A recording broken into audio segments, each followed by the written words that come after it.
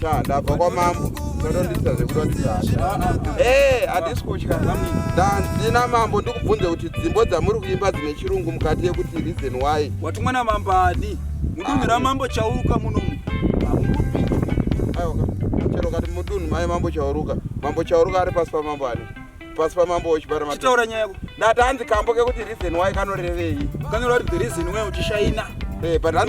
pane mazwa wakataura pambasongi iwayo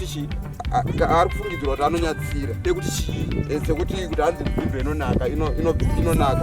inobvira kumusoro echinaka hanzi waida kuti ini ndakazvarirwa kuchiredzi uko nzimbe yes hakuna nzimbe inovava ingatosiyana manakiro but still inenge ichitapira heti yemurara yawangu chitanzo wanzo wakabirwa heti yangu imurara nani ndio zvawadakuya mambo nemumwe anonzi comic pastor wepasi pamambo naikiri wekunakiro kudera